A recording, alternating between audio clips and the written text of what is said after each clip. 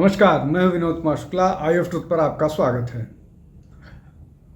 हरियाणा और जम्मू कश्मीर के चुनाव परिणाम आ चुके हैं और तमाम अनुमान, एग्ज़िट पोल, बहुत सारे और चुनावी पंडितों के जो प्रेडिक्शंस हैं उससे अलग हरियाणा में कम से कम जो परिणाम आए हैं वो सबको चौंकाने वाले हैं। भारतीय जनता पार्टी तीसरी बार हरियाणा में सरकार बनाएगी और लगभग 50 सीटों पर अब तक उसको लीड दिखाई दे रही है। और लीड ऐसी है जिसमें एक आध सीट कम या ज़्यादा हो जाए, लेकिन ये लगभग तय हो गया है कि वो सरकार बनाएगी। जम्मू कश्मीर में भी अगर बात करें तो वहाँ नेशनल कॉन्फ्रेंस और कांग्रेस सरकार बनाने की स्थिति में पहुँच गए हैं, लेकिन बीजेपी ने अपना प्रदर्शन इम्प्रूव किया है। वो लगभग 25 सीटों से 30 सीटों पर वो बढ़ के आ गई हैं। अब चूँकि वो मुस्लिम डोमिनेटेड स्टेट है, इसलिए वहाँ बीजेपी की संभावनाओं को पहले ही बहुत ताकत नहीं मिल रही थी, तो वहाँ पर ज़्यादा संभावना है कि जो अब्दुल्ला परिवार है उसमें से ही कोई मुख्यमंत्री होगा और कांग्रेस के कुछ मंत्री होंगे। अब वो स्पष्ट ज़्यादा था, लेकिन जो हरियाणा में परिणाम आए हैं वो चौंकाने वाले आए हैं और इन्होंने सबको चौंकाया है, कांग्रेस को भी चौंकाया है। कल शाम तक भूपिंदर सिंह हुड्डा के घर पे लोगों का आना जाना तांता लग गया था। एग्जिट पोल के बाद सबको ये लग रहा था कि सरकार बन रही है, लेकिन सरकार नहीं बनी। क्या कारण है, क्यों ऐसा हुआ, समझने की कोशिश करते हैं। देखिए, सबसे जो महत्वपूर्ण बात ये है कि भूपिंदर सिंह हुड्डा को फ्री हैंड दे दिया गया या फ्री हैंड ले लिया उन्होंने। उसके कारण वहाँ पर लगातार आपसी मनमुटाव, मतभेद से जो एक चुनाव प्रचार को पूरी ताकत मिलनी चाहिए वो नहीं मिली। राहुल गांधी भी चुनाव प्रचार के आखिरी क्षण में पहुँचे, प्रियंका गांधी भी नहीं पहुँच पाई। बहुत ज़्यादा रैलियाँ खड़गे साहब की भी नहीं हुई। दो जो बड़े नाराज नेता हैं, कुमारी शैलजा और हुड्डा, क्षमा कीजिएगा, जो दूसरे हैं सुरजेवाला, ये दोनों प्रचार से लगभग नदारद रहे। इसके अलावा ज़्यादा फोकस, सारा का सारा कांग्रेस का फोकस जो है वो जाट वोटों पर था। दलित वोटों का बंटवारा, दलित वोट शैलजा के कारण बड़ा तटस्थ हो गया था। और दूसरी एक बात यह है कि जो लोकसभा चुनाव में जिस तरह की बात हुई थी, ये नारा दिया गया था कि भारतीय जनता पार्टी जब सरकार में आएगी या 300 सीट जीत लेगी तो वो संविधान बदल देगी, बाबा साहब का संविधान बदल देगी।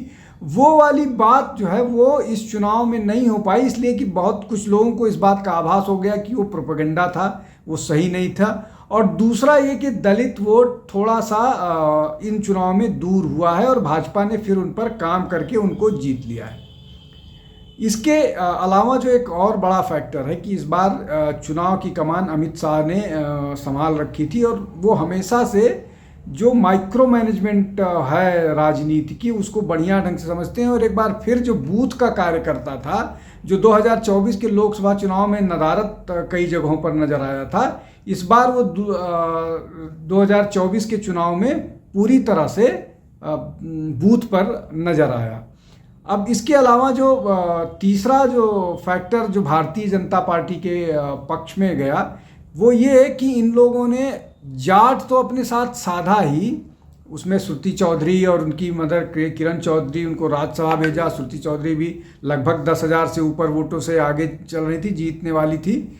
वो अपना विधानसभा जीत रही हैं। किरण चौधरी को राज्यसभा भेज दिया गया, तो वो जाट वोटर को तो उन्होंने साधा ही, बाकी सारे लोगों को भी साधा।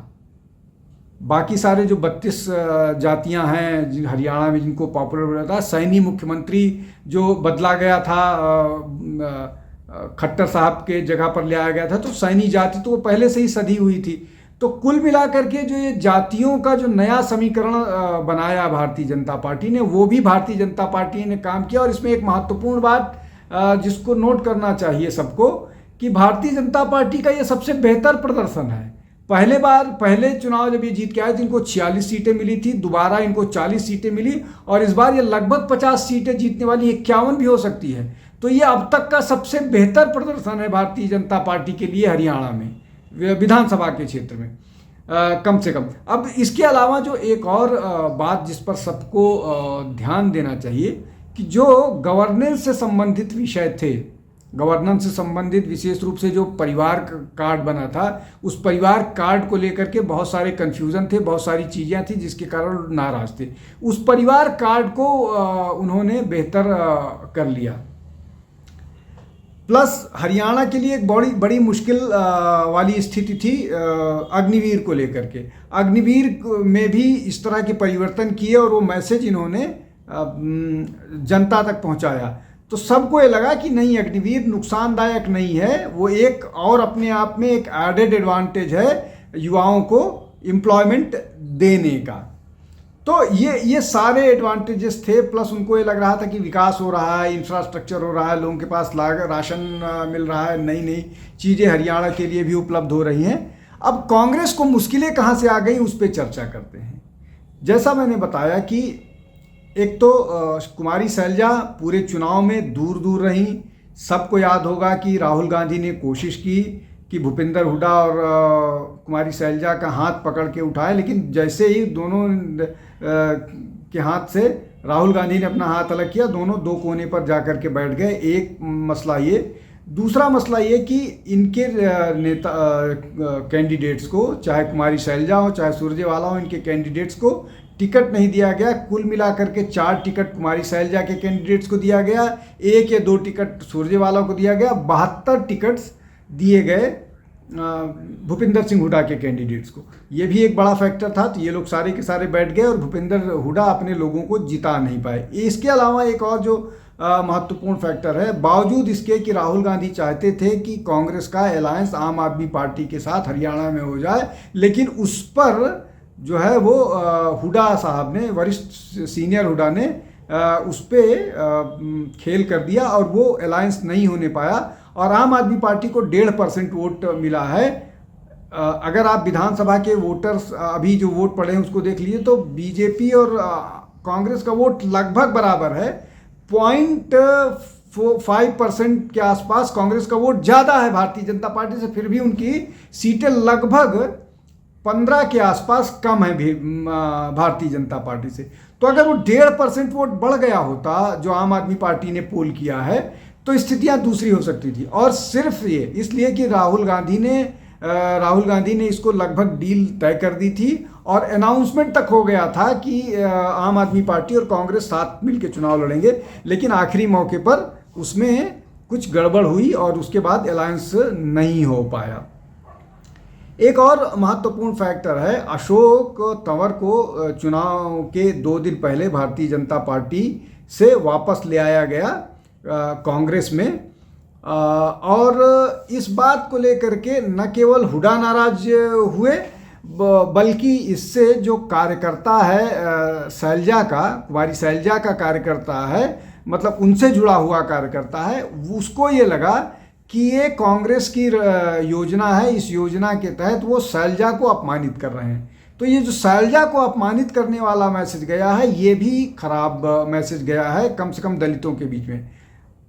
तो दलितों पर भारतीय जनता पार्टी पहले से ही उनको समझा रही थी, उनको बताने की कोशिश कर रही थी कि जो झूठ फैलाया जा रहा है वो उस झूठ पे मत आइए। भारतीय जनता पार्टी दलितों के साथ पूरी मजबूती के साथ खड़ी है, उनके साथ कोई अन्याय नहीं होने देगी। एक और जो बात है कि कांग्रेस के जो कार्यकर्ता हैं या कांग्रेस संगठन के तौर पर एक फॉर्म पूरे हरियाणा में घुमा रही थी, उसके अंतर्गत रूरल हाउसिंग में लोगों को मुफ्त घर दिया जाएगा और उस फॉर्म पर डिटेल्स भर के सारी जो संस्था थी वो भर करके उसको साइन करके जमा कर रही थी। ऐसा ही एक फॉर्म 2024 के लोकसभा चुनाव में भरवाया था, जब 8,500 रुपये मंथली या 1 लाख रुपए सालाना देने की बात कांग्रेस ने की थी, लेकिन वो अल्टीमेटली झूठा साबित हुआ। तो इसकी भी विश्वसनीयता पर लोगों को प्रश्न चिन्ह लगा। इन सब के बावजूद, इन सब के अलावा जो सबसे महत्वपूर्ण बात यह है कि कांग्रेस का चुनाव प्रचार इस बार बहुत ही बिखरा हुआ था। जिन बड़े नेताओं को चुनाव प्रचार में आना चाहिए, जैसा मैंने पहले कहा, चाहे राहुल गांधी हो, चाहे मल्लिकार्जुन खड़गे हो, चाहे कोई महासचिव हो, चाहे प्रियंका गांधी हो, चाहे अन्य कोई नेता हो, वो उसने बहुत कम टाइम दिया हरियाणा को। जबकि भारतीय जनता पार्टी ने चुनाव का पिच तो बहुत कम रखा। सामान्यतः भारतीय जनता पार्टी बहुत हाई साउंडिंग या बहुत जोरदार ढंग से प्रचार करती है, इसको उन्होंने शांत रखा, हल्का रखा। लेकिन उनके सारे नेता, अध्यक्ष से लेकर के प्रधानमंत्री तक, अमित शाह तो लगातार एक एक चीज़ की डिटेल रख रहे थे, इसमें सक्रिय थे। और यही कारण है कि कांग्रेस जो है उसको मुंह की खानी पड़ी और बीजेपी ने हार के मुंह से जीत खींच ली। इसलिए कि कांग्रेस का अपना मीडिया सेल चुनाव के 2 महीने पहले कांग्रेस को 70 सीटों के आसपास दे रहा था, लेकिन 2-3 दिन 4 दिन पहले तक वो लोग भी इस चुनाव को लेकर के सशंकित हो गए थे। आज के लिए बस इतना ही। बहुत बहुत धन्यवाद। नमस्कार। हमारे चैनल आई ऑफ ट्रुथ को सब्सक्राइब कीजिए YouTube पर, इसे फॉलो कीजिए Facebook पर, Instagram पर, Twitter पर और Google पर। हमारे चैनल के बारे में फीडबैक देने के लिए हमें मेल कीजिए ioftruth.6@gmail.com।